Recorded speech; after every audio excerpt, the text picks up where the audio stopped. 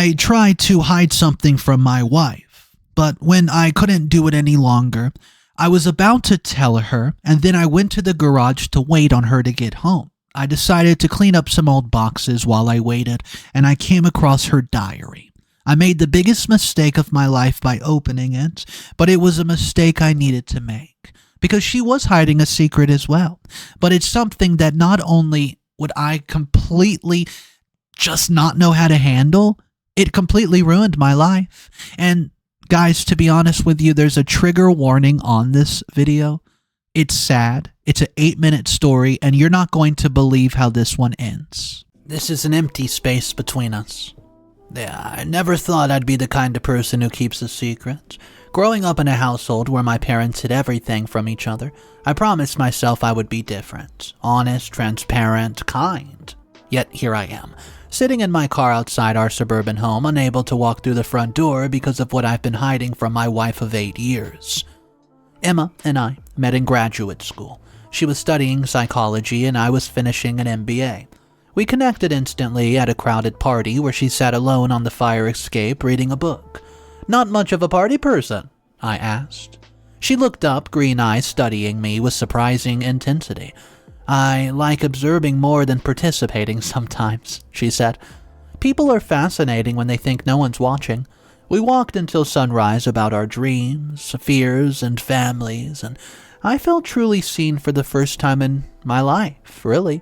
We built what seemed like the perfect life, successful career, a beautiful home, weekend getaways. Emma established her therapy practice while I climbed the corporate world. But something was missing. A hollow space was growing between us. When did our conversation become mere transactions about groceries and bills? When did we stop seeing each other? I told myself this was normal, that all marriages evolve from passion to comfortable routines. Then I met Lils, the new marketing director at my company. From our first meeting, there was an undeniable connection, instant recognition that made me wonder if we'd known each other in a previous life. She was brilliant, passionate about her work in a way that reminded me of myself before complacency set in.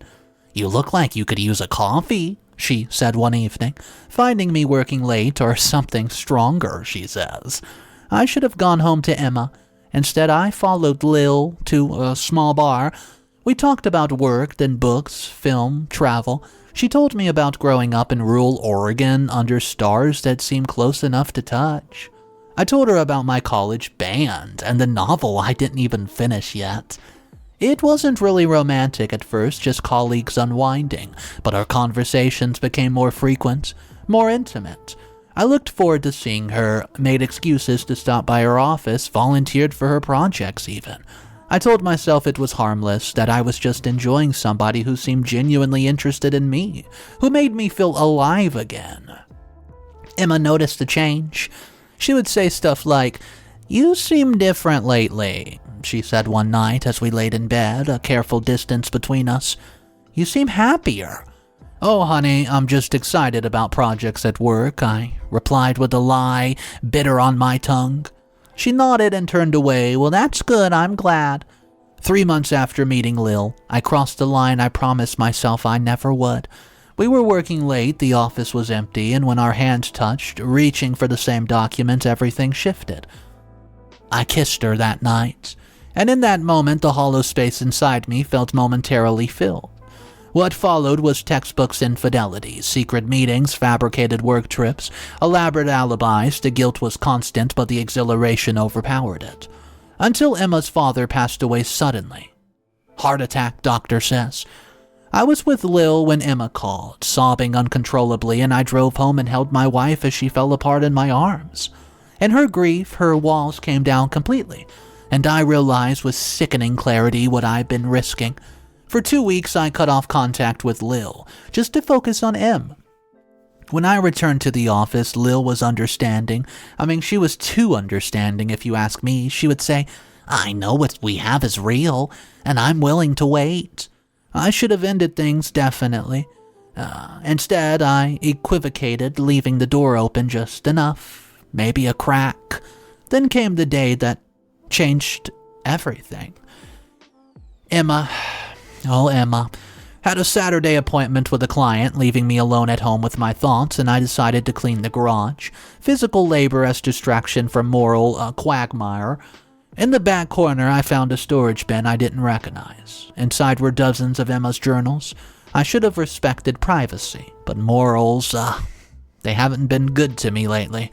And they stopped working properly, so the earliest journal was from when we met. She wrote about her attraction to me, describing me as kind, intelligent, trustworthy, and reading those words felt like being stabbed.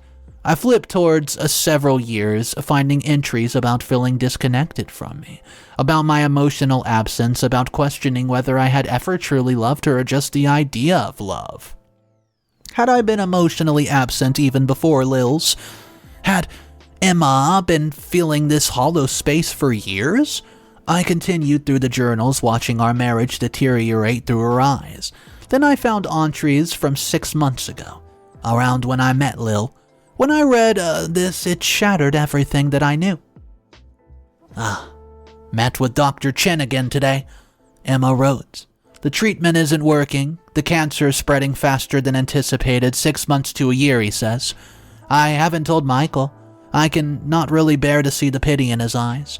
To become a patient rather than a wife, and he's been so distant lately. I don't want to burden him when he's clearly going through something of his own. I want whatever time we have left to feel normal. Cancer? Emma has cancer? How could I not know my own wife was dying? I flipped through the most recent entries, and she documented secret treatments, progressive weakness, and carefully constructed lies about client emergencies that were actually chemotherapy appointments. Most devastatingly, she wrote about my affair. I saw the signs long before I had proof, she wrote recently. The late nights, the sudden trips, how he guards his phone. I followed him one evening and watched him meet her at the restaurant. Saw how his face lit up in a way that it hasn't for me in years. I should be angry. But I'm not angry. I feel relief. He won't be alone when I'm gone. He's already building his next chapter, even if he doesn't realize what he's doing yet. The journal, it literally fell from my hands. My wife, she's dying. My wife knew that I was cheating, and my wife had been protecting me from her pain while I selfishly pursued my own pleasure. When Emma returned home, I made no move to hide what I discovered. I remained seated on the garage floor, surrounded by her journals, tears streaming down my face. Michael? Her voice was cautious, her eyes moving from face to the open journals. Understanding dawned, and she said, "You were not supposed to find those." "Why didn't you tell me," I asked, "about any of it? The cancer, the treatments, knowing about Lil?" Emma sank down beside me, suddenly looking every bit of exhausted as someone fighting a secret battle would be. The carefully maintained facade crumbled, revealing the physical toll her illness took. The hollowing of her cheeks, the pallor beneath her makeup, the weariness that I somehow failed to notice. She said softly, "At first I couldn't find the words. By the time I was ready, you seemed so elsewhere, and then I realized, well, where that elsewhere was." We talked for hours on the concrete cold floor. Her prognosis was worse than what she wrote. It wasn't a damn year. It was maybe a month. The experimental treatment, it failed. I told her everything about Lily, about my confused feelings, about the hollow space inside me, and as I spoke, I recognized the selfishness of my existential crisis, compared to her literal fight for existence. "What do we do?" was my last question I finally asked. Emma looked at me with those green eyes that had first captivated me years ago. Now it's just full of wisdom and acceptance. She said, "Now we decide what our ending looks like, because we are ending, Michael. One way or the other, it's about to come to an end." Guys, that was 3 weeks ago. Since then, I've ended things with Lily completely. I've taken a leave from work to be with Emma. We've talked more honestly than we have in years, and our bedroom has been transformed to a damn hospital bed. Oxygen tanks, her parents have moved into the guest room, and their initial angerness at me is giving way to a fragile truce. Yesterday, Emma had a rare good day. We sat in that garden that she loves and planted our first spring here. The autumn sun was warming our faces, and she held my hand. Her fingers were skeletal now. Her wedding ring was loose. She tells me that She has to promise something. And then she looked at me and said, I need you to promise me this. Her voice was thin, but it was determined. When this is over, do not punish yourself forever. Yes, grieve, remember me, but then live, Michael. I want you to live fully and honestly in a way we both failed to do. If you find love again, like real love, embrace it without guilt. That would be an honor for me. It would mean more than eternal mourning ever could. I looked her in the eyes and I said, I promise. Though any future beyond Emma feels impossible to imagine. Tonight, sitting in my vehicle, I'm preparing to walk back into our bedroom where she's asleep. Temporarily free from pain, I'm trying to find courage to be present for whatever time we have left, to be the husband she deserves. The space between us is not empty anymore. It's full of truth, painful, brutal, liberating truth, and in that truth, I found something I thought was lost. The ability to truly see my wife, to love her not as an idea, but as the complex, fierce, forgiving human being that she is. You know, I don't know if redemption is possible for someone like me, but for whatever time Emma has left, I will be here. I will hold her hand as she leaves this world, carrying both my guilt and the gift of her forgiveness. And maybe someday I'll learn to forgive myself, but to be honest with you, I don't even think God would forgive me.